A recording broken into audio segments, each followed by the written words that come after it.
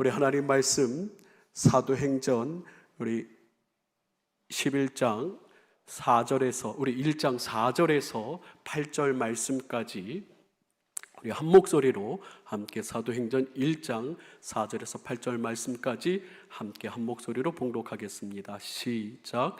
사도와 함께 모이사 그들에게 분부하여 이르시되 예루살렘을 떠나지 말고 내게서 들은 바 아버지께서 약속하신 것을 기다리라. 요한은 물로 세례를 베풀었으나 너희는 몇 날이 못되어 성령으로 세례를 받으리라 하셨느니라. 그들이 모였을 때 예수께 여쭈어 이르되 주께서 이스라엘 나라를 회복하심이 이때니까 하니 이르시되 때와 시기는 아버지께서 자기의 권한에 두셨으니 너희가 알 바 아니요 오직 성령이 너희에게 임하시면 너희가 권능을 받고 예루살렘과 온 유대와 사마리아와 땅 끝까지 이르러 내 증인이 되리라 하시니라. 아멘. 할렐루야. 제가 동광교회에 대해서 관심이 많습니다.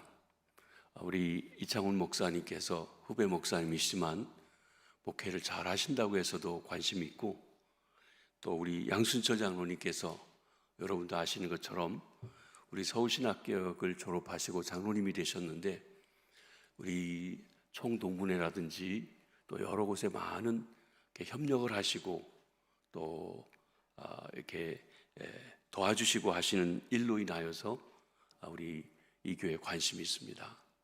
우리 장로님께서 지역사회를 위해서 일하실 때 저희 교회에 오셔서 또 이렇게 강의도 해주셨고, 또 우리 장로님 수련회 때 헌신하는 예배에 말씀도 해주시기도 했습니다. 장로님으로서 장로님들에게 주시는 말씀도 하시고요. 그런 일반적인 거 말고 저 개인적으로 이 동광교회에 관심이 있는데 이런 일이 있습니다. 제가 결혼을 하는데 저희 집사람이랑 신학교 동기 동창입니다. 결혼을 하고 혼인신고를 하기 위해서 우리 집사람 호적 등본을 받아가지고 제가 충남 공주가 고향인데 읍사무소에 가서 이렇게 신청을 하면서 쭉 읽어봤더니요, 출생지가 부산 동광여관이에요. 그래서 너무 이상하잖아요. 부산 동광여관이 출생지니까. 그래서 저희 장인어른한테 여쭤봤습니다. 아버님, 이거 보니까 출생지가 부산 동광여관인데 사연이 어떻게 된 겁니까? 그랬더니 이렇게 얘기하시더라고요. 저희 처갓집 고향이 북한 원산입니다. 원산에서 1.4.5태 때 마지막 배를 타고 부산에 왔어요. 부산에 오는 줄 모르고 한 3일만 배 타고 있으면 문제가 해결되면 다시 돌아간다고 생각해서 피난증도 안 싸고 왔는데, 그때 저희 장모님이 오빠 둘을 데리고 우리 집사람이 만삭이 되어가지고 배를 탔어요. 여러분, 몇 년 전에 있었던 국제시장이라는 영화가 있었죠. 저도 그 영화를 보는데 우리 집사람이 처음부터 끝까지 우는 거예요. 특별히 그 피난선 타고 오는 그 과정에서. 왜 그렇게 우냐고 그랬더니 자기 엄마가 피난선 타고 오빠 둘 붙잡고 만삭된 배를 가지고 배를 탔던 얘기를 들었는데 딱 그거라는 거예요. 단지 거기는 이제 흥남철수였고 이건 원산이고, 원산이 조금 더 늦게 왔던 것 같아요.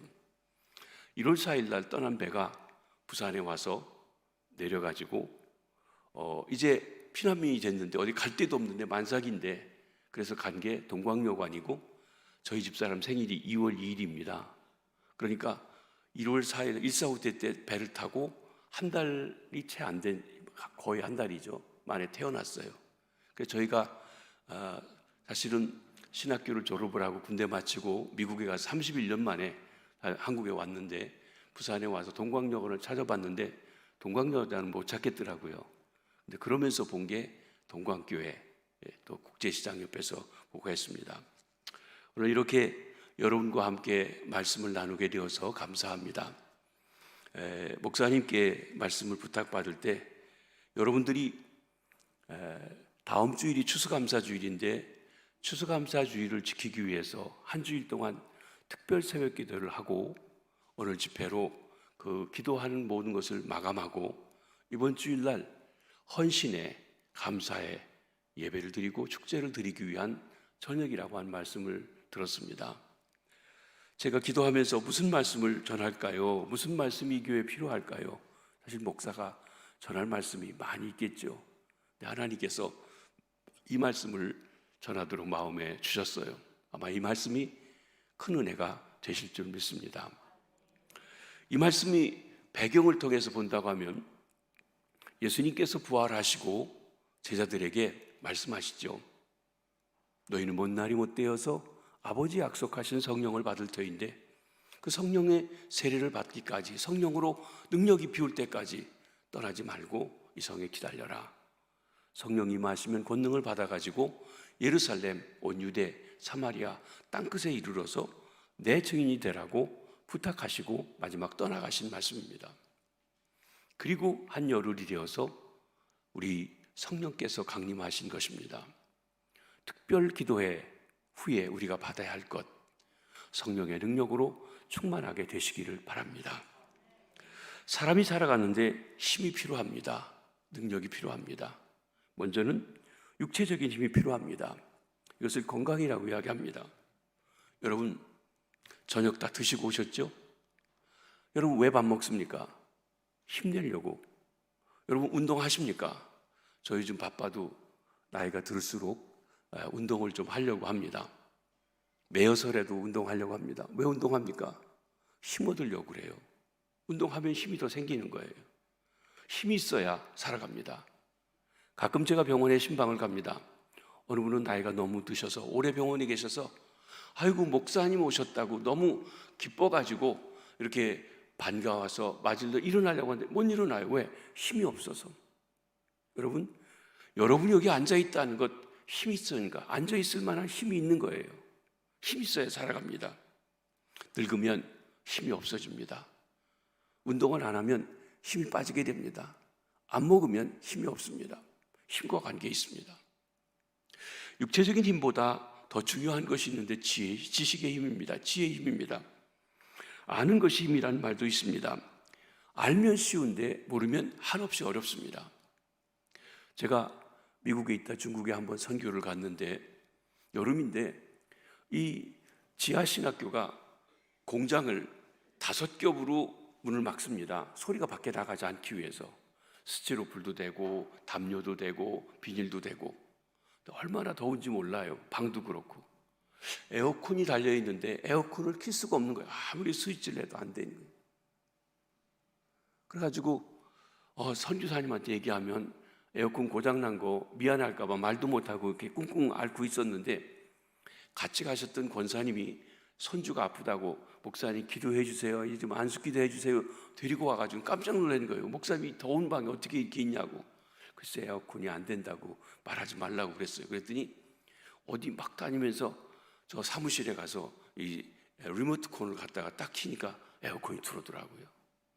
죄송하지만 제가 미국에 있으면서 리모컨으로 에어컨 키는 것이 방에 없었어요. 사무실도 그렇고요. 모르면 에어컨 놓고도 더워서 쩔쩔매는 거예요. 몰라요. 알면 쉬운데. 우리 학생들도 그렇고 우리가 자녀를 낳으면 공부를 열심히 시킵니다. 왜 그 많은 돈 들여서 학교 보냅니까? 기본적인 지식을 가져야 세월생활할 수 있고 아는 게 힘이에요. 모르면 뒤집니다. 떨어집니다. 알아야 돼요. 배워야 돼요. 아는 힘이 필요합니다. 그렇습니다. 그래서 우리가 힘을 얻기 위해서 배우고 힘을 얻기 위해서 알려고 애쓰고 하는 것입니다. 돈의 힘도 있습니다. 돈이 참 힘이 많습니다. 돈이면 뭐든지 다 할 수 있다는 생각입니다. 현대사회에서는 황금 만능주의이기도 합니다. 뭐 더 되어지는 일을 봐야 되겠지만 뭐 대법관도 돈이면 되고요. 국회의원도 몇 억 주면 해결이 되고요. 돈이면 다 해결이 되는 일들이 있어요. 그러니까 돈을 벌려고 해요. 어떻게 해서 돈이 된다고 하면 합니다. 왜? 돈이 힘이 있으니까. 집도 돈으로 사죠. 공부도 돈으로 시키죠. 여행도 돈으로 하죠. 차도 돈이 있어야 사죠. 돈 있으면 다 하는 거예요. 그런데 여러분 돈 가지고 안 되는 일도 많이 있습니다. 하나님이 재물 얻는 능력도 주셔야만 된다고 말씀하셨습니다. 그러나 어떤 돈의 힘이 있다는 것만은 사실입니다. 그 사람들은 그 돈의 힘을 찾아가기도 합니다. 권력의 힘도 있습니다. 어떤 때는 죽일 사람을 살리기도 하고 또 빽이 되어주기도 합니다. 사회를 바로 이끌어 갈 수 있는 힘도 지위의 힘이고, 때로는 그 지위를 이용해서 잘못함으로 말미암아 파국으로 이끌어가고 나라를 위태하게 만드는 일도 권력의 힘이기도 합니다. 권력의 힘이 좋기도 하지만 또 나쁘게도 쓰여지는 것입니다. 그래서 사람들이 이 권력을 기를 쓰고라도 어떤 수단 방법을 가리지 않고라도 얻으려고 하는 것입니다. 그런데 우리 인간이 살아가는데 가장 필요한 것은 영적인 힘입니다. 성령의 능력입니다. 그것을 오늘 말씀해 주고 있습니다. 그리스도인은 자기 힘이나 세상의 힘으로나 돈의 힘으로 사는 사람이 아니라 하나님의 주시는 힘으로 사는 사람입니다. 우리 한국의 종교의 대표적인 것이 기독교와 불교라고 하면 불교와 기독교의 가장 큰 차이가 무엇일까요?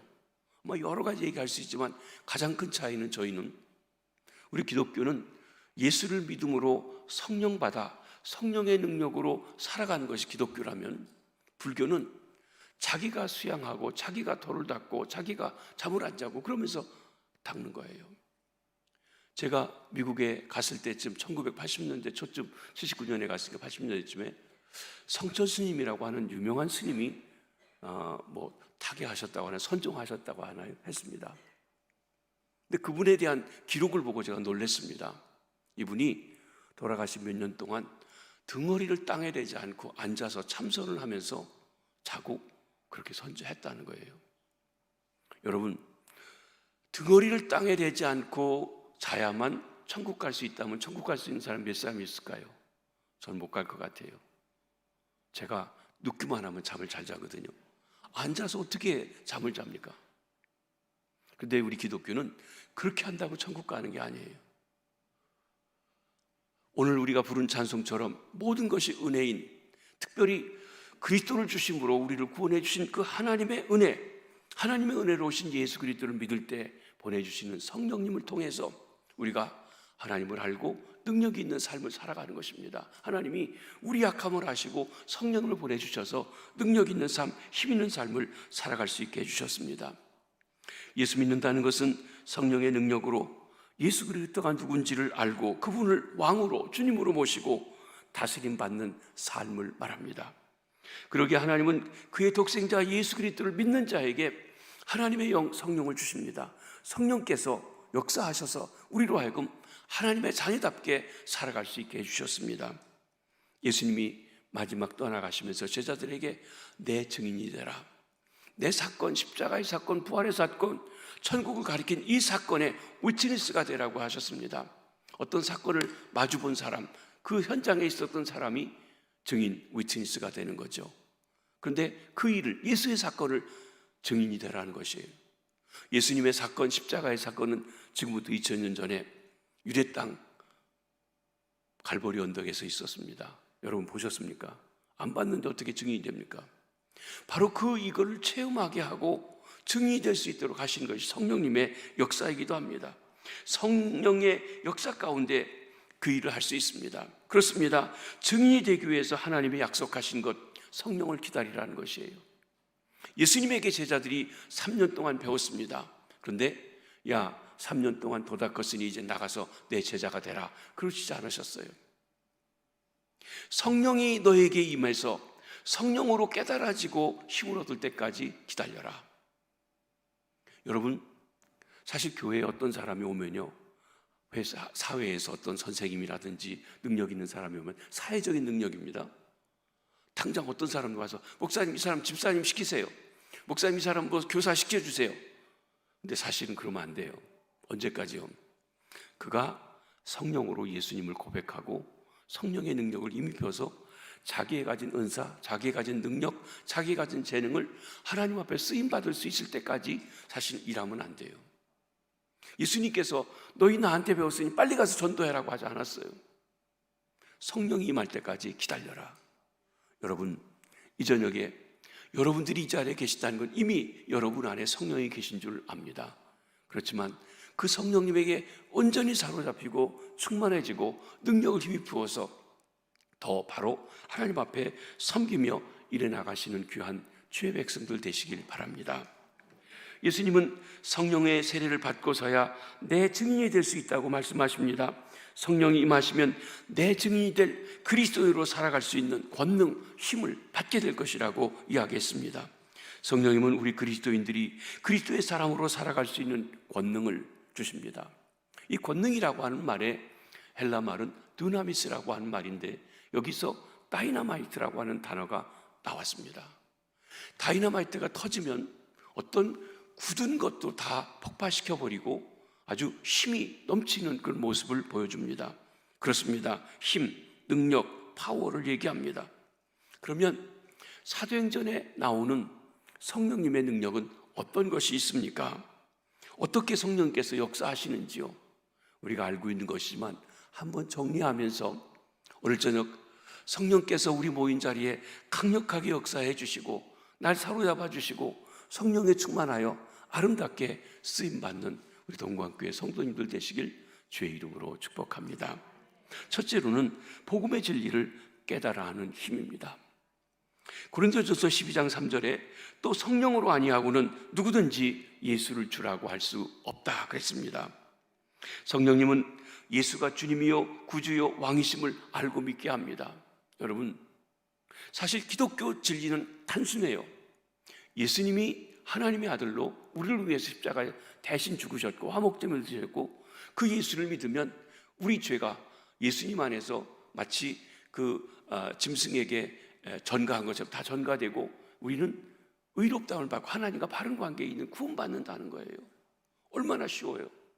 그런데 여러분, 학박사들에게 알려줘도 믿어지지가 않아요. 근데 거꾸로 학교는 못 다녀서 세상 지식이나 이런 얘기하면 답답하고 이해가 안 되는데 그냥 믿어진 사람이 있어요. 복음을 단순하게 알고 믿고 깨달은 사람이 있어요. 성령께서 알아지게 하시고 믿어지게 하시는 것입니다. 성령이 오시기 전 예수님의 제자들이 예수님께 직접 말씀을 들었습니다. 그 사건을 체험했습니다. 하지만 예수님이 전해주는 십자가의 죽음이나 부활 등이 바로 깨닫지 못했습니다. 십자가 밑에 있었지만 의미를 몰랐어요. 부활하신 주님을 보고도 두려워했습니다. 그러나 성령이 강림하신 후에 제자들은 예수님하고 이야기했던 그 일들이 하나하나 깨달아지고 믿어지고 체험되어지고 그리고 자기 것이 될 수 있었던 것입니다. 이것이 예수님의 수제자인 베드로에게서 나타납니다. 여러분, 예수님께서 너희는 나를 누구라고 하느냐고 할 때 주는 그리스도시요 살아계신 하나님의 아들이라고 고백했습니다. 성령이 가르쳐 주셨다고 했어요. 그런데 그 고백을 하고도 예수님께서 이제 그러면 내 실상을 얘기한다고 내가 이제 얼마 안 있어서 장로들과 권세자들에게 넘겨져서 십자가에 달려 죽고 3일 만에 부활하리라 하고 예수의 사건을 앞으로 있을 일을 알려주었어요. 그때 베드로가 어떻게 했습니까? 주여 그러지 마시옵소서. 그랬더니 주님이 사탄아 내 뒤로 물러가라고 합니다. 여러분, 예수님에게 직접 들어도 깨닫지 못했어요. 그런데 성령이 강림하시니까 그 사건을 분명하게 알고 바로 그 전까지 오순절에 성령이 오시기 직전까지 유대인이 두려워 숨어있던 그들이 사람들 앞에 나타나서 담대하게 이렇게 설교합니다. 성령 강림 전에 예수님의 말씀을 직접 들었지만 깨닫지 못했던 그가 성령 강림 후에 복음을 이해한 것을 이렇게 하는데 사도행전에 보면 복음의 선포 내용이 나타납니다. 예수님이 능력 있게 사역하셨습니다. 예수님은 십자가 못 박혀 죽으셨습니다. 그 예수님을 하나님이 사망의 그늘에서 살려주셨습니다. 예수님은 승천하여 하나님께서 약속하신 성령을 받아 여러분이 보는 대로 지금 부어주신 것입니다. 하나님이 예수를 우리의 주님으로 우리의 그리스도가 되게 해주셨습니다 하고 고백했던 것입니다. 전파했습니다. 그러므로 성령 강림을 통해 복음을 깨달은 베드로가 백성들에게 말합니다.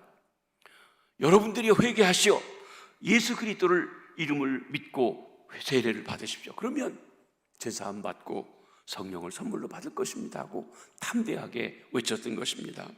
성령께서 복음의 비밀을 깨닫게 해주십니다. 여기 혹시 남편들, 왜냐하면 대부분 여자들이 많이 여기 계시니까 믿는 남편하고 사는 분들은 참 복됩니다. 그런데 믿지 않는 남편하고 사셔도 복됩니다. 그분을 전도 잘 하시기 바랍니다. 그런데 그렇게 얘기해도 안 들으시죠? 여러분, 여러분의 말로 설득할 수 있냐? 없습니다. 그저 기도할 뿐입니다. 성령께서 우리 남편, 우리 아들 믿어지게 해달라고 해주셔야 돼요. 그렇습니다. 성령께서 복음의 비밀을 깨달아 알게 해주셔야만 믿어진다고 하는 것입니다. 그 은혜가 우리에게 있은 것을 감사하고 우리가 증거할 때 그런 성령의 역사가, 믿어지게 하는 역사가 함께 해주시기를 바랍니다. 사도행전 10장에 보면 고넬료 집에 베드로가 가서 말씀을 전합니다. 성령이 임하셔서 이방인들, 할례받지 않은 사람들이 베드로가 전해주는 복음의 말씀을 들을 때 믿어 구원받게 되었습니다. 사도행전 16장에 보면 빌립보에서 있었던 일입니다. 바울이 빌립보에 갔습니다. 거기에 회당이 없어서 강가에 나갔더니 기도처가 있는데 기도처에 여자들이 이렇게 모여서 예배 같이 드리고 있습니다. 그때 그들에게 바울이 시간을 얻어서 복음을 증거하는데, 성경에 보면 성령이 자주 장사를 하는, 자주빛 옷감 장사를 하는 그 사업가였던 루디아의 마음을 감동하셔서 마음을 열어서 복음을 받아들이게 하셨다고 그랬어요. 바울이 설득력 있게 말해서가 아니라 바울의 말에 성령께서 역사하셔서 믿어지게 하셨습니다. 그리고 루디아가 자기 집을 열어서 선교센터가 되고 그것이 빌립보 교회가 되게 하신 것입니다. 성령이 주시는 힘, 성령이 주시는 능력이 복음의 진리를 깨달아 아는 힘입니다. 그러기 우리가 기도합니다. 성령의 능력으로 모든 이가 복음을 깨닫고 믿어 구원받게 하옵소서. 이 자리에 계신 분 중에 혹 그냥 친구 따라 교회에 왔는데 이 자리에 오기까지 했는데 아직 이 복음의 진리가 믿어지지 않는다면 오늘 저녁 성령께서 여러분에게 복음의 진리를 믿어 깨달아지는 은혜를 주시길 바랍니다. 여러분, 설교 시간에 우리가 하나님의 말씀을 통해서 은혜 받기 위해서 기도해야 돼요. 내가 애쓴다고 은혜 받지 못합니다. 성령께서 목사님의 말씀을, 물론 목사님이 기도하고 준비하는 게 있습니다. 그러나 성령께서 그 통로가 되셔서 써주셔서 역사하실 때 은혜 받게 됩니다. 그러기 우리는 늘 사모합니다. 성령님, 오늘 예배, 오늘 목사님 말씀을 통해서 그 진리를 깨달아 아는 은혜를 우리에게 허락해 주옵소서.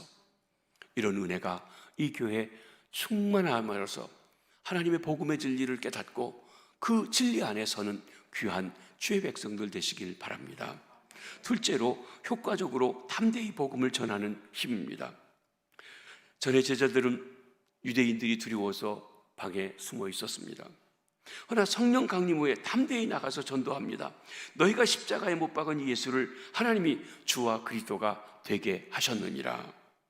사도행전 4장 13절의 말씀을 보면 그들이 베드로와 요한이 담대하게 말함을 보고 그들은 본래 학문이 없는 범인으로 알았다가 이상히 여기며 또 전에 예수와 함께 있던 줄도 알고 그랬습니다. 여러분, 베드로와 그 제자들은요 갈릴리 어부예요. 공부를 못했어요. 율법을 체계적으로 배운 적도 없어요. 그런데 이들이 성령의 능력 가운데 놀라우게 진리를 정확하게 바로 증거하고 담대하게 증거하는 힘이 있다는 것입니다. 누가 그랬습니까? 성령께서 능력 주셨다는 것입니다. 사도행전 6장에 보면 스데반 집사, 스데반 사도가 아닙니다. 목사가 아닙니다. 안수 집사입니다. 우리식으로 하면.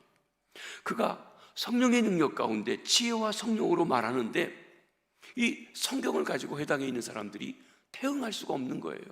성령께서 이 성경 말씀을 쫙 꿰뚫어 알고 증거할 수 있는 힘을 주십니다.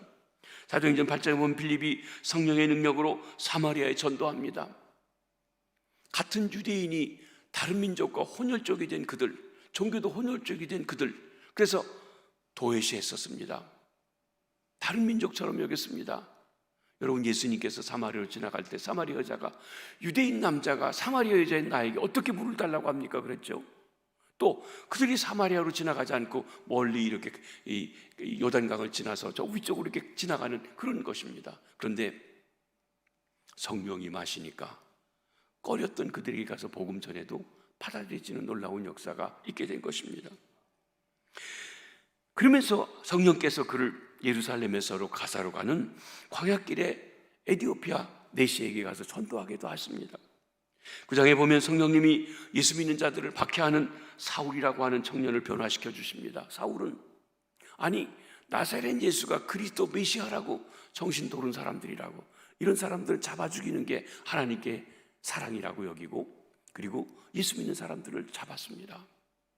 그런 그를 부활하신 주님께서 성령의 역사 가운데 만나 주셨더니 그가 꼬꾸라지게 되었어요. 변화되었어요. 그리고 당장 그가 바로 박해하던 예수가 그리스도라고 주라고 증거하게 되었던 것입니다. 사도행전 13장에 보면 성령이 바나바와 바울을 따로 세우라고 명령하십니다. 그리고 이 두 사람을 선교사로 보내십니다. 여러분, 담임 목사와 수석 부목사를 담임 목사로 보내는 거예요. 대개 교회가 선교사로 나갈 사람을 안수하고 파송하기도 합니다. 저희 교회 부목사님이었던 분이 선교사로 가셔서 파송하고 저희가 후원하고 기도하고 있습니다. 그런데 성령께서 담임 목사인 바나바, 그 당시에는 부목사인이라고 할 수 있는 그런 급이라고 할 수 있는 바울도 파송하라고 해서 파송했습니다. 여러분, 선교, 전도의 축제에 성령께서 계시고 역사하심을 봅니다. 사도행전 16장에는 성령이 아시아에서 말씀을 전하지 못하게 하셨습니다. 여러분, 아무 데나 하는 것이 아니에요. 성령님도 전략이 있으세요. 아시아에 전도하는데 거기 막으시고, 그리고 이 드로아에 있는 사람 환상을 보면서 마게도니아로 건너와서 우리를 도와달라고 하는 환상을 보게 하시고, 그리고 방향을 틀어 가게 하시는 일입니다. 아시아 쪽으로 오던 복음이 유럽으로 가서 지금 유럽이 훨씬 더 발달하게 됐어요. 근데요, 그냥 이기적으로 우리 입장에서 보면 감사해요. 그때 그 복음이 가서 지금 우리 시대에 지금 활발하게 아시아에 복음이 들어오는 그 계기가 또 되기도 한 것입니다. 여러분, 이렇게 성령께서 선교의 주체입니다. 성령께서 우리 복음 전도에 힘을 주시는 것입니다. 여러분, 내가 예수를 믿고 하나님 나라에 갈 것을 확실하고 알고 있지만 전도하십니까? 전도 잘 하십니까? 두려워서 못 하는데요.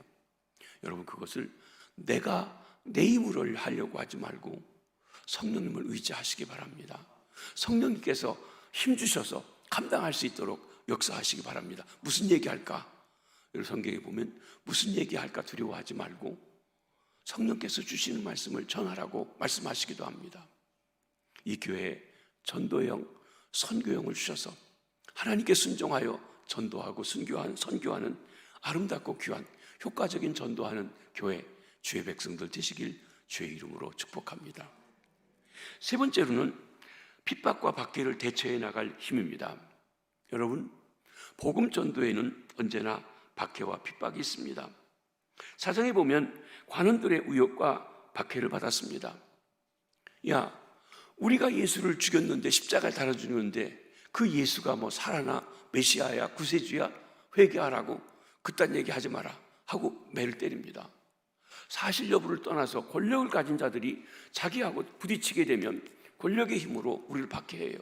그래서 우리 기독교 역사를 보면 권력에 의해서, 안 믿는 사람에 의해서, 공산주의자들에 의해서, 하나님이 없다고 하는 사람들에 의해서 수없은 조롱과 비난과 어려움을 겪게 됩니다. 좀 딴 얘기지만 최근에 제가 휴가를 맡아서 미국에 3주간 갔다 왔는데 저희 둘째 아들이 필라델피아에서 학교 교수를 하고 있습니다, 대학에. 근데 그 집에 갔더니 요즘에 유행하는 오징어 게임을 볼 수 있더라고요. 저는 우리 집에 넷플릭스가 없어가지고 못 봤는데 우리 부목사님들한테 요새 신문 보고 어디 보면 오징어 게임 하는데 오징어 게임 어떻게 보니까 쉽게 얘기해. 뭐 넷플릭스 가서 보면 됩니다. 근데 넷플릭스가 뭔지 알아야죠. 근데 우리 집 아들들이 가니까 있어요. 그래서 오징어 게임 있냐 그러니까 있대요. 어떻게 보냐니까 이렇게 얘기한대요. 그래서 3편을 9편이잖아요. 같이 보고 또 제 아이패드에다가 가서 가족끼리 이렇게 쉐어해서 보는 게 있어가지고 가져와서 다 봤습니다.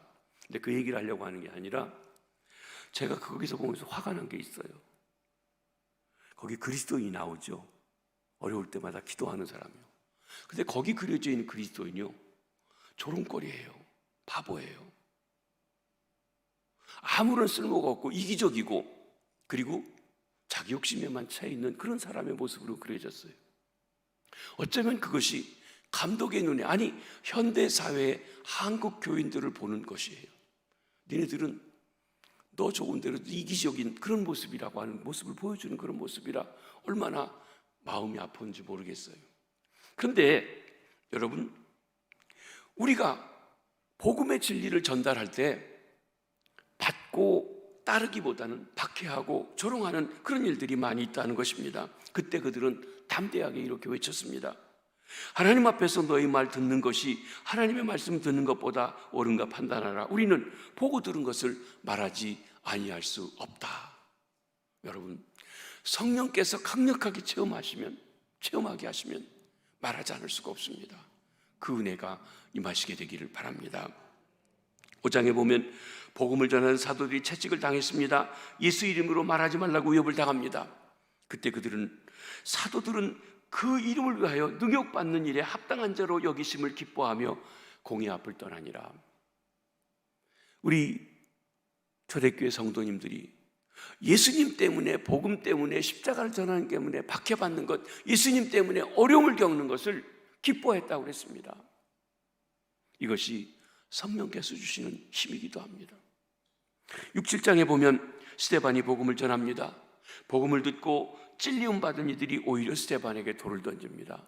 찔리움 받았으면 사도행전 1장에서는 형제들아 우리가 어찌할꼬 하면서 가슴을 치며 회개해서 하루에 3,000명 회개하는 놀라운 역사가 있었는데, 스데반이 설교했더니 가슴이 찔리니까 돌 던져요. 그딴 소리 하지 말라고. 여러분, 우리가 복음 전할 때 믿고 따르는 사람도 있지만 그것 때문에 찔려서 돌 던지는 사람도 있습니다. 그런데 스데반이 성령이 충만했다고 그랬어요. 돌이 날라오는데 피하지 아니하고 오히려 알지 못하는 그들의 영혼을 불쌍히 여기면서 그들을 위해서 기도합니다. 그때 하늘이 열립니다. 하나님의 영광이 보여지고 주께서 인자가 그 보좌에서 일어서 가지고 자기를 맞이하려고 손을 들고 있는 걸 봐요. 그러니까 얼굴이 천사의 얼굴같이 변하여서 그들을 위하여 기도하고 죽어갑니다. 그때 이렇게 기도했죠. 주 예수여, 내 영혼을 받으시옵소서. 주여, 이 죄를 그들에게 돌리지 마옵소서. 스데반이 천사의 얼굴하고 죽어갔다. 돌 맞아 죽으며 천사의 얼굴을 가져갈 수 있는 힘, 돌을 닦아서가 아닙니다.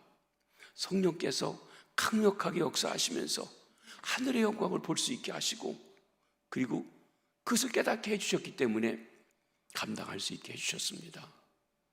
혹 복음 때문에 어려움을 겪고 있으십니까? 핍박을 겪으십니까? 하나님께서 감당할 수 있는 힘을 주시고 그 속에서 평강을 누리며 오히려 알지 못해 핍박하는 일 위해서 기도하고 그 영혼들을 위해서 나아갈 수 있는 귀한 힘이 저와 여러분에게 있어지시기를 바랍니다. 넷째로는 기사와 이적을 행할 힘입니다.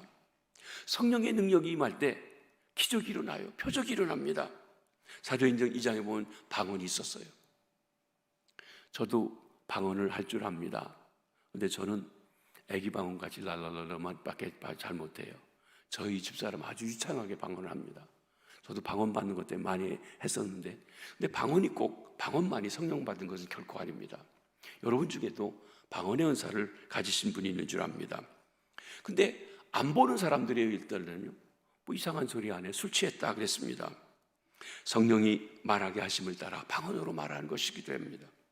3장에 보면 나면서부터 안진뱅이 된 사람입니다. 한 40세 됐어요. 그러니까 40년 동안 한 번도 걸어본 적이 없는 사람이 있는데, 베드로와 요한이 성전 미문, 뷰티풀 게이트, 말 그대로 미문이에요. 아름다운 문 앞에 예배드리러 올라가는 사람들에게 동정심을 받아서 돈을 얻으려고 하는 안진뱅이, 그 돈을 받아야만 하는 그 사람을 보고 그 마음에 움직여졌어요. 불쌍히 여기는 마음을 주셨어요.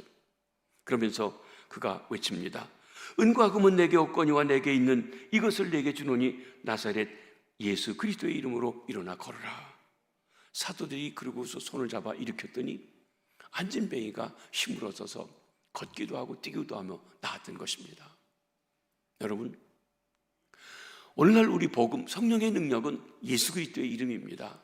예수 그리스도의 이름으로 구원받고 예수 그리스도의 이름으로 천국 가고 예수 그리스도의 이름으로 우리가 하늘의 유업을 이을 자가 되는 줄 믿습니다. 성령께서 깨우쳐 주세요. 근데 우리는 요즘에 어려운 사람 구제도 해야 되지만 구제하고 돈 주는 것만 좋아해요. 우리 예수 이름은 없고 돈은 있으니 돈 받아가라, 그런 게 됐어요. 그래, 사실 돈을 못 주더라도 예수의 이름을 줄 수 있어야 돼요. 여러분, 저는 자부심이 있습니다. 5,000년 역사, 한국 역사를 보면서 우리나라가 잘 살게 된 것이 언제입니까? 여러분, 조선 말기 기독교가 우리나라에 들어와서 복음으로 눈을 뜨게 하고 하나님을 알게 하고 우리 인간들이 가지고 있는 그 인격을 함양시켜주고 그리고 깨우쳐줌으로써, 그래서 우리나라가 그렇게 못 살던 나라에서 세계 12번째 경제대국까지 가는 크고 위대한 나라로 바뀔 수가 있었습니다. 복음은 능력이 있습니다. 성령께서 역사하실 때 새로운 힘을 우리에게 주시는 줄 아는 것입니다. 그렇습니다. 잡아 일으켜서 걷기도 하고 뛰기도 하게 하셨고 깨우쳐 주신 것입니다. 여러분, 베드로의 그림자라도 덮일까 사람들이 바랬습니다. 왜냐하면 성령의 사람, 성령에 충만한 사람, 성령에 사로잡혀 일하는 베드로의 그림자만 보아도 능력이 나타났기 때문에 그렇습니다. 9장에는 베드로가 중풍병으로 발견된 애니아를 고치고 죽은 다비다도 살리는 사건이 나옵니다. 12장에는 옥에 갇힌 베드로 처형당하기 전날인데 교회가 그를 위해 기도했더니 성령께서 베드로 깨웁니다. 저는 사도행전 12장을 보면서 참 베드로는 믿음이 좋은 건지 태평한 건지, 내일 죽을 텐데요, 허리띠 옷 다 벗어놓고 푹 잡니다. 그 천사가 그를 옆구리를 차서 깨웠다고 그랬어요. 그래서 주섬주섬 나오는데 문이 척척 열립니다.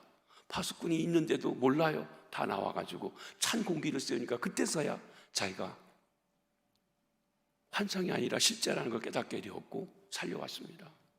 여러분, 눈 뜨고 지키는 사람들 앞에 눈이 열려 보이지 않게 끌어나온 정말 기적이죠. 그런 일이 일어나게 한 것, 성령의 역사이십니다. 사도행전 10장 복음 전하는 이 바울과 바나바를 받게 했던 박수 엘루마가 오히려 소경이 되는 일도 있습니다. 사도행전 14장에서는 사도 바울이 루스트라에서 나면서 안진뱅이 된 사람을 잡아 일으킵니다. 사도행전 3장은 베드로가 그랬다면 여기는 바울이 그렇게 했습니다. 16장에는 바울이 감옥에 갇혔습니다.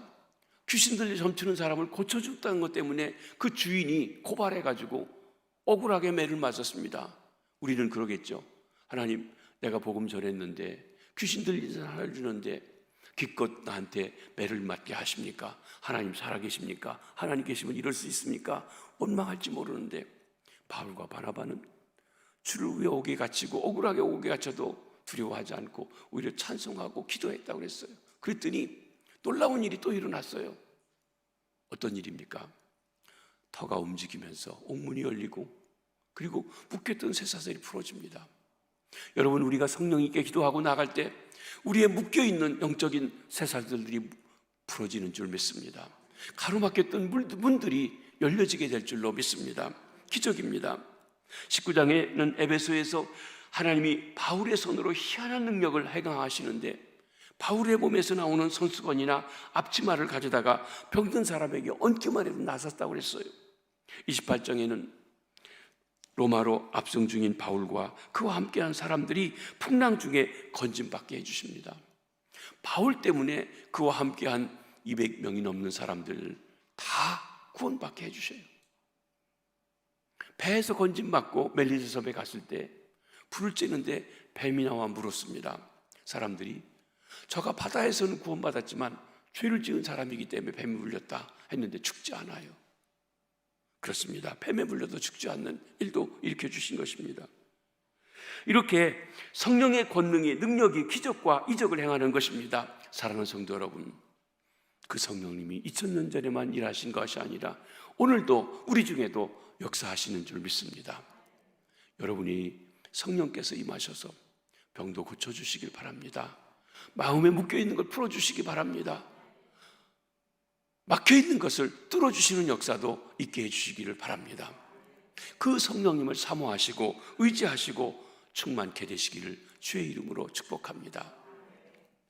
다섯 번째로는 자신의 것을 남과 나눌 수 있는 것입니다. 여기 2장에 보면, 사도행전의 2장에 보면 믿는 자들이 다 함께 있어 모든 물건을 서로 통용하고 또 재산과 소유를 팔아 각 사람의 필요대로 나눠주니라. 여러분, 이 기독교 공산사회라고 얘기합니다. 공산, 함께 생산한 사회라는 거예요. 공산주의를 보면요, 공산주의가 성경의 이야기를 많이 따랐습니다.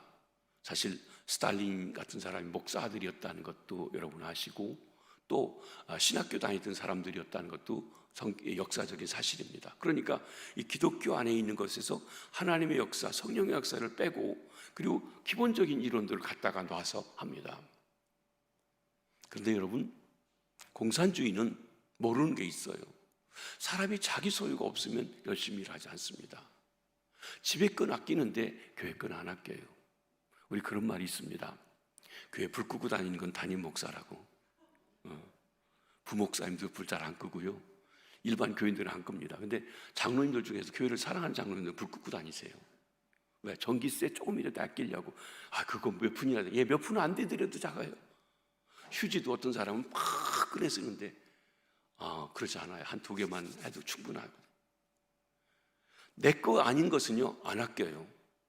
막 써요. 그러니까 여러분, 75년 전에 일본에게서 해방되어서 남북으로 나눠서 북한은 공산사회, 사회주의 공산사회, 남한은 자유민주주의, 기독교 사상이 근거한 자유민주주의를 하고요. 75년 후에 어떻게 됐습니까? 여러분, 75년 전에 북한이 남한보다 훨씬 잘 살았습니다. 이건 역사적인 사실입니다. 근데 75년에 지금은요, 북한이 따라올 수 없을 정도로 남한이 잘 삽니다. 이유는 무엇입니까? 그냥 공산하면 잘 되는 게 아닙니다. 자원하는 마음으로 힘써 일해서 나눌 마음으로 나눠줘야지 되는 것이죠.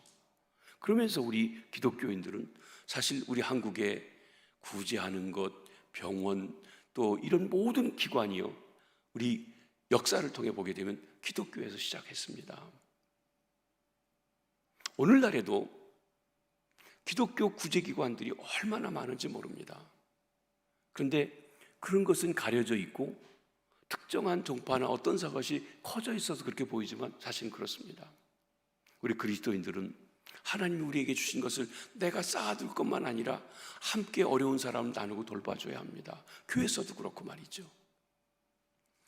사상에 보면 성령의 은혜를 받은 요셉이라고 하는 사람이 은혜를 받고 보니까 조상에게서 받은 그 유산이 자기가 가지기가 그래서죠, 팔아가지고 그 사도들에게 갖다 놓고, 사도들이요, 오늘날 목사님, 장로님, 당회에서 알아서 이거 다 써주십시오. 그 어려운 사람을 돕도록 했습니다. 그래서 사람들에게 위로를 주게 됐는데, 위로의 아들이라고 하는 별명, 그게 바나바입니다. 그래서 그 이름이 바나바가 됐어요. 그 원래 이름은 요셉이에요. 우리 권사님들의 권자, 제가 미국에서 권사 직분을 해가지고 교육을 하는데 어느 권사 후보자 그래요. 권사님 권위자라고 그랬거든요. 전에는 권위자라고 나왔습니다. 그랬더니 뭐라고 그러냐면, 목사님, 그러니까 우리 권사가 권위자네요. 권세가 많은 거죠? 그렇게 물어보더래서 그게 아니고 son of encouragement, 남을 격려하고 위로해주는 그런 권위자라고 하는, 권위해준다고 하는 말입니다. 이제 그렇게 얘기했는데 그렇습니다. 그게 권사의 성경적인 근거가 되는 말입니다. 어떻게 바나바가 됐습니까? 어떻게 권사가 됐습니까? 남을 위로해주는 거예요. 뭘로? 입으로가 아니라 내 걸 함께 나눠줌으로. 그게 권사예요. 그런데 이렇게 해서 바나바가 사람들에게 칭찬을 받게 되자 그걸 보고 딱 재산을 저렇게 주면 칭찬받는구나 하고 아나니아와 삽비라가 집을 팔았습니다. 다 갖다 내놓고 자기도 박수 받으려고 했는데 이걸 다 팔아내면 우리는 뭐 먹고 살지? 그래서 베드로가 모를 거로 생각하고 반은 떼어서 숨겨두고 가져왔어요. 근데 성령님께서요, 얼마나 잘하시는지 딱 물어봅니다. 이게 다냐? 그럼 얼른 아닙니다, 반입니다 그랬으면 될 텐데, 예, 반입니다, 답니다 그랬습니다. 그랬더니 베드로가 뭐라고 합니까? 어찌하여 사탄이 내 마음에 가득하여 내가 성령을 속이고 땅값 얼마를 감추었느냐? 땅이 그들이 있을 때는 내 땅이 아니며 땅 판 후에도 내 마음대로 할 수 없더냐? 여러분, 성령의 역사가 아니고는 팔아서 다 바칠 수가 없어요. 인기를 얻기 위해서 돈을 내긴 냈는데 그 반만 냈어요. 저는 이 구절이 참 불쌍한 사람이에요. 헌금을 그렇게 많이 하고 죽은 사람이에요. 차라리 안 했으면 안 죽었을 텐데 왜 그랬습니까? 속이다가, 성령을 속이다가, 척하느라고. 오늘날 많은 성도님들이 척하는 데 많아요. 여러분, 정말 성령의 역사하심 가운데 은혜를 받아 하나님 앞에 드리고 나갈 수 있는 믿음의 자리까지 나가시게 되기를 바랍니다. 사도행전 6장에는 초대교회가 어려운 과부들을 데려다가 매일 구제를 해줬다고 그랬어요. 먹고 살아가 먹는 것을 다 책임져 줬어요. 이제 거기에 헬라파 그 그리스도인들과 그 히브리파 사람들 사이에 또 갈등이 생겨서 그 해결하기 위해서 세운 것이 안수 집사들이죠. 여하튼 어려운 사람들을 먹이는 일이 교회가 해야 될 성령의 역사 가운데 있는 것이 말씀해 주십니다. 이처럼 성령의 권능은 자신이 피땀 흘려 번 돈, 땀 흘려 번 돈 다른 사람에게 나눠주고 나눠 쓸 수 있는 힘을 주시는 것입니다. 진심으로 바로 헌금할 수 있게 해주십니다. 제가 목사님에게 말씀을 들을 때 내일 모레가 우리 추수감사주일입니다. 여러분, 구약성경을 보면 하나님께서 세 가지 절기를 얘기하시면서 유월절과 오순절 그리고 수장절, 때로는 초막절, 추수감사절을 반드시 지키라고 얘기하시고 내게 얼굴을 보이라고 빈손 들지 나오지 말라고 하셨습니다. 여러분, 우리 기독교적으로 그 절기가, 구약의 절기는 그림자고 신약에 와서 열매를 맺게 되는데, 신약적으로 보면 유월절이 우리 주님의 십자가에 달려 죽으신 부활하신 그때입니다. 거기서부터 50일 후에가 성령 강림일인데 성령 강림으로 지키기도 하고, 그것이 가나안 정착 후에는 맥주감사절로 지킵니다. 그래서 우리가 7월 첫 주일날 되게 한국교회는 우리 토양에 맞게 맥주감사절을 지킵니다. 그리고 11월 셋째 주일날 추수감사절을 지킵니다. 이건 성경에 있는 추수감사절이면서도 동시에 미국의 선교사들이 미국의 추수감사주의를 우리에게 소개한 것과 함께 우리에게 정착된 형태이기도 합니다. 그러나 우리가 이런 절기를 꼭 지켜야 합니다. 절기를 지킨다는 것은 절기 때 예배 드리는 것만 아니라 예물을 드리는 게 있어요. 그런데 여러분, 성경을 보시면서 유대인들이, 하나님의 백성들이 매일 드리는 절기, 주일날마다 드리는 예물 있는데, 이 주일날마다 매주일 드리는 예물 중에서 그걸 뭘 드리는지를 보시고 오순절에 드리라고 한 것, 유월절에 드리라고 한 것, 또는 추수감사절에 지키라고 한 초막절에 지키라고 한 것을 비교해 보면 어떻게 되냐면요, 이 초막절에는 앞에보다 10배, 20배, 30배, 50배 많습니다. 그러니까 예를 들면 여러분이 주일날 매주일 감사헌금을 드리는데 5만 원을 드린다. 그럼 10배 많으면 얼마예요? 50만 원. 20배 많으면 100만 원. 많이 드리는, 왜? 하나님이 예물을 드릴 때 많이 드리게 하셨어요. 드리는 게 많아요. 그런데 대부분에 보면요, 그냥 일반 날 드리는 거나 절기 때는 똑같아요. 그렇지 않아요. 그렇지 않아요. 저희는 어느 때부터인가 미국에서부터 저희 내외가 매주일 감사헌금 드리자고 했습니다. 매주일 감사헌금을 드려요. 그러면 매주일 드리는 액수가, 저희 정해진 액수가 있습니다. 근데 추수감사 때는 30배, 때로는 50배 더 많이 준비해 드립니다. 그러니까 이 절기 예물을 드리려면 준비해 드려야 돼요. 아유, 어떻게 그렇게 많이 드릴 수 있나? 예, 하나님의 영께서 여러분에게 드릴 수 있는 힘을 주실 줄 믿습니다. 그럼 굶어 죽지 않냐? 절대 안 굶어 죽습니다. 또 우리 성도들은요, 11조를 해요. 그렇죠? 우리 교단의 그 헌법대로 한다고 하면, 여러분이 세례 받을 때 세례문답 중에 주일을 성수하고 11조 드리겠느냐고 했어요. 근데 그 당시에는 그냥 무심코 해버렸을 거예요. 여러분이 세례받고 집사 제대로 됐고 권사 장로 되셨다면 11조 안 하신 분은 하나님하고 약속 안 지키시는 거예요. 11조, 내 수입의 10분의 1을 떼어서 하나님 앞에 드리고 산다. 어떻게 살지? 지금 사는 것도 바둥바둥한데. 여러분 11조 드려보십시오.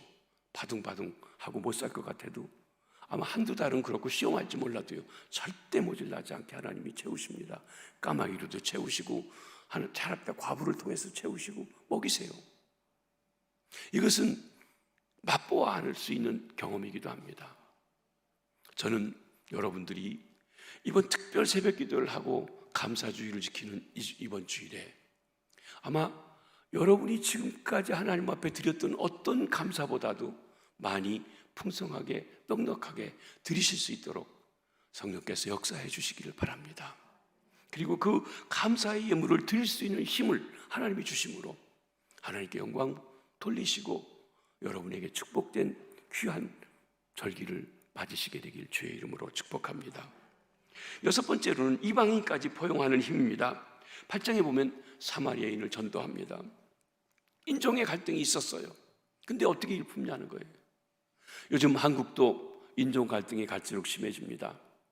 얼마 전까지는 단일 민족이라고 했는데 요즘에는 외국에서 아시아에서든지 여러 나라에서 부인들도 오고 남편들도 와서 많은 혼혈한 사람들이 생깁니다. 때로는 결혼하지 않고 일하는 사람들 중에도 그래요. 저희 교회도 외국인 부서가 있는데 아직은 한국 사람들이 주도적이어서 그런지 외국인들에 대해서 차별이 많습니다. 죄송하지만 제가 미국에 있을 때 보니까 한국 사람들이 인종차별이 심해요. 아니, 한국 사람들이 인종차별한다고? 예, 그렇습니다. 죄송하지만 백인들한테는 쩔쩔매요. 흑인들은 무시해요. 멕시칸은요 업신여겨요. 그래서 그때 4.29 사태라고 폭동이 일어났던 것도 한편에서는요 한국 사람들이 자초한 일이에요. 사람들 차별을 많이 해요. 그런데 성령으로 은혜 받고 나면 그리스도 안에서 다 하나님의 형상을 가진 같은 사람이라는 것을 깨닫게 되고 포용하고 인종적인 갈등을 넘어갈 수 있습니다. 여러분, 일본 사람들 우리를 아프게 했지만 일본 사람을 품을 수 있는 것도 그리스도의 사랑인 줄 믿습니다. 우리는 항상 일본 사람들 일본 놈 하고 살 건 아니에요. 북한 사람들 공산주의자들도 우리가 그리스도의 사랑으로 품고 나갈 수 있습니다. 진정 하나가 될 수 있는 인종적인 갈등, 바로 우리가 성령의 역사 가운데 가능한 줄 믿습니다. 여러분이 누군가를 싫어하고 있다고 하면 하나님의 영께서 그를 받을 수 있는 마음을 주시기를 기도하시기 바랍니다. 사도행전 10장에 보면 이방인, 할례받지 않은 이방인 고넬료의 집에 하나님이 베드로를 보내셔야 되는, 베드로가 안 갈 것 같으니까 하나님께서 환상을 보게 했어요. 더러운 짐승이 내려옵니다. 그리고 말합니다. 베드로야, 잡아먹으라. 그때 베드로가 뭐라고 합니까? 주여, 이 더러운 것을 내가 먹지 않았나이다. 못 잡아먹습니다. 잡아먹으라. 못 먹습니다. 잡아먹으라. 못 먹습니다. 여러분, 때로는요 우리 인간들이 우리 관습에 얼마나 매여 있는지 하나님이 하라고 해도 못한대요. 하나님이 주신 법 가지고 하는데도 내 마음대로 해석해요. 잡아먹으라니까 못 잡아먹습니다. 더러운 거. 이게 도대체 무슨 환상인가 했더니 하나님께서 고넬료의 집에서 온 사람이 고넬료가 있는데 환상을 보고 당신을 청하해서 하니 우리 집 가주십시오. 그때 성령께서 깨닫게 하십니다. 따라가라. 이방인 더러운 짐승 교제하고 같이 지내라. 따라갑니다. 그러고서 들어가서 뭐라고 그래요? 우리 유대인들이 이방인과 함께 먹을 수 없는 줄 너희도 알지만 성령께서 가라고 해서 왔다. 무슨 일이냐? 그랬더니 나도 환상을 보고 당신을 모셨는데 우리가 보내셨는데 오셨으니 잘하셨습니다. 말씀하십시오. 우리가 듣겠습니다. 그리고 예수에 대한 이야기를 했더니 성령이 강권적으로 임하셨어요. 그때 베드로가 뭐라고 합니까? 하나님께서 받으신 사람을 내가 어떻게 안 받는다고 할 수 있냐? 세례를 다 줍니다. 거기서 할례 안 받아도 하나님 자녀가 될 수 있다고 그랬어요. 여러분, 고넬료가 이방인의 세례받은 첫 번째, 예수 믿은 첫 번째 사람이에요. 저와 여러분 할례 안 받고 하나님 백성 된 것, 아브라함의 후손이 된 것, 바로 거기 시작입니다. 이방인이었어요, 우리도요. 이런 일이 누구 때문에요? 바로 성령께서 그 일이 이루어지도록 하신 것입니다. 그렇습니다. 여러분, 오늘날도 인종 갈등의 문제를 해결할 수 있는 것, 성령의 역사인 줄 믿습니다. 여러분 마음에 어떤 타인종이나 다른 민족이나 이런 것에 대한 미움이 있다면 성령께서 주 안에서 포용하고 품고 하나 되는 역사를 주시기 바랍니다. 좀 길어졌는데 마지막입니다. 7번째, 이 모든 성령을 통해 주시는 능력은 주님이 다시 오실 때까지 예수의 증인이 되도록 하려는 데 목적이 있습니다. 우리 주님께서 다시 오실 때까지는 우리는 증인으로 살아가야 할 기간이라고 하는 것입니다. 주님은 반드시 다시 오십니다. 우리는 재림의 복음을 믿습니다. 중생, 성결, 신유, 재림. 처음 오셨던 주님 반드시 다시 오셔서 하나님의 공의와 정의로 온 땅을 정리해 심판하시고 믿음으로 주를 바라본 사람에게는 영원히 천국으로, 믿지 아니한 자들, 하나님을 거스린 자들은 지옥 꺼지지 않는 불로 심판하시는 그 일을 하실 것입니다. 예수님께서 구름 타고 승천하실 때 천사들을 통해서 하나님이 우리에게 약속해 주셨습니다. 갈릴리 사람들아 어찌하여 서서 하늘을 쳐다보느냐? 너희 가운데 하늘로 올려진 예수는 하늘로 가심을 본 그대로 다시 오리라. 예수 그리스도의 죽음, 부활에 근거해서 기독교 신앙은 예수님의 승천을 말하고 승천하신 것 그친 것이 아니라 반드시 다시 오신다고 했습니다. 예수님이 다시 오실 때까지 예수를 믿은 사람, 성령님의 역사 가운데 그리스도를 믿은 사람은 그 성령의 역사를 힘입어서 땅끝까지, 한편에서는 내 삶의 주변에서 나와 갈등이 있는 사람에서 나하고 전혀 모르는 사람에게까지 어디든지 간에 그리스도의 증인으로 살아가야 합니다. 예수의 재림을 가장 잘 준비하는 것은 내가 그리스도의 증인으로 살아가는 것입니다. 근데 우리 개인적으로 보면은요, 주님의 재림이 역사적으로 언제 되어서 우주 만물이 끝날지 모르더라도요, 저와 여러분이 죽으면 우리는 이 세상을 떠나갑니다. 여러분 언제 죽습니까? 아무도 몰라요. 요즘 평균 연령이 여자분들이 85세, 90, 남자들이 85세 정도 됩니다. 그러면 내가 90대까지 산다고 자랑할 수 있을까요? 없습니다. 보장할 수 없어요. 나이가 많으면 일찍 죽나요? 아니요, 꼭 그렇지 않아요. 젊어도 죽습니다. 몇 년 전에 있었던 세월호 사건을 보면 학생들도 죽어요. 고등학생도 죽을 수 있어요. 아니, 어린이도 죽어요. 언제 죽냐? 아무도 몰라요. 그러니까 저나 여러분이나 언제 죽을 줄 아무도 몰라요. 한번 사람이 죽는 건 정해진 것입니다. 그런데 그날이 언제인지 모릅니다. 그렇기 때문에 우리가 늘 죽음을 준비하고 살아야 합니다.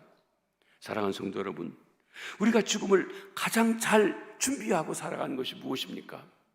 성령의 능력을 통해서 예수 그리스도를 구주로 믿고 구주이신 주님 하늘나라를 증거하며 전파하며 하늘나라 백성으로 살아가는 것이 언제 죽어도, 언제 주님 앞에 부름받아도 그 죽음을 가장 잘 준비하는 것인 줄 믿습니다.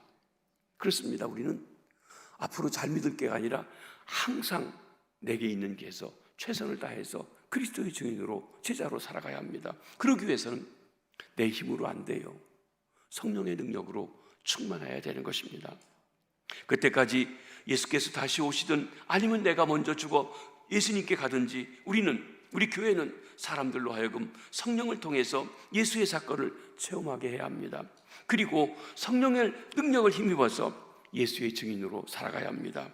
우리는 어떻게 예수의 증인이 될 수 있을까요? 먼저는 삶을 통해서입니다. 주님이 말씀하십니다.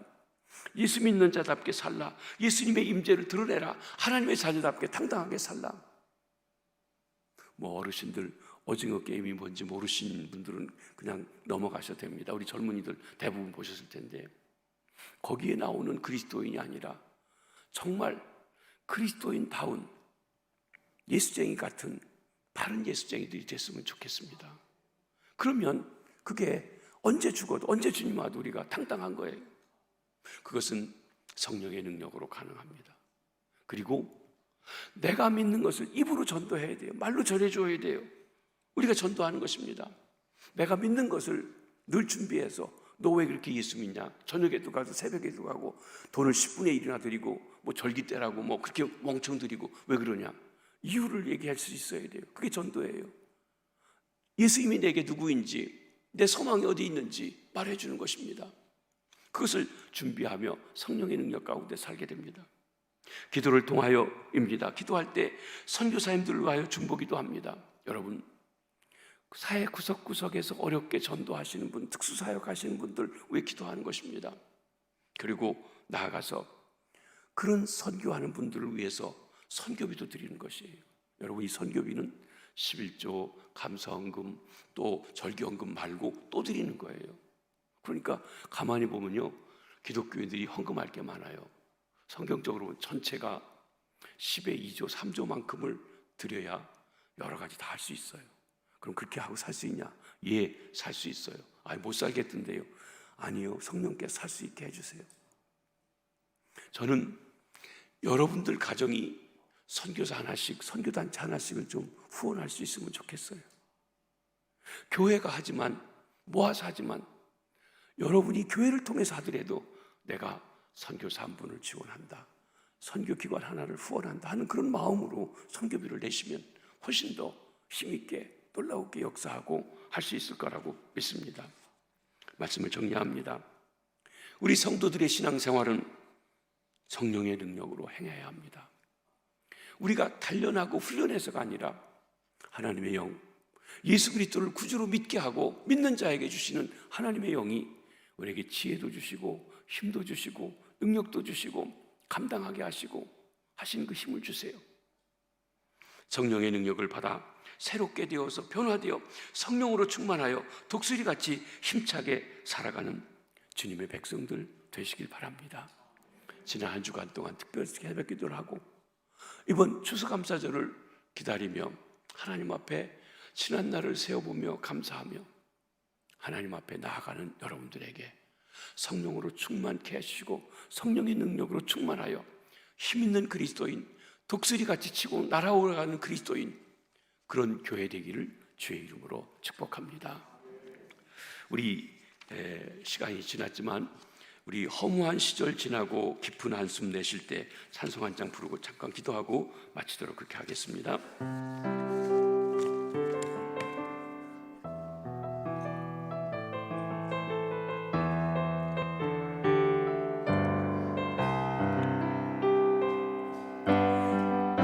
허무한 시절 깊은 한숨 지낼 때 그런 물 보시고 기운 분인데 그와 같이 너희를 버려두지 않으니 내가 너희 영원히 함께하리라.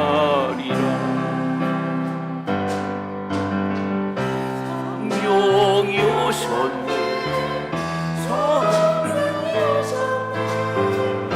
내 주에 보내신 성령이 오셨네.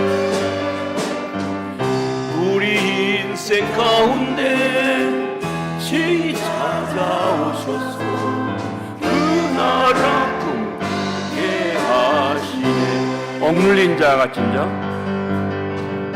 억눌린 자 갇힌 자, 자유함이 없는 자, 피난처가 되시는 성령님 계시네.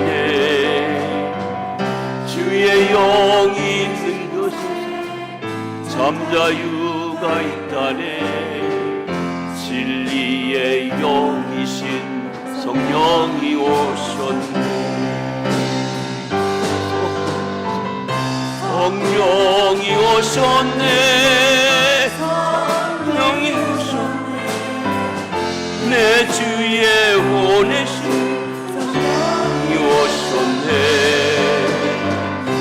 우리 인생 가운데 진히 찾아오셨네.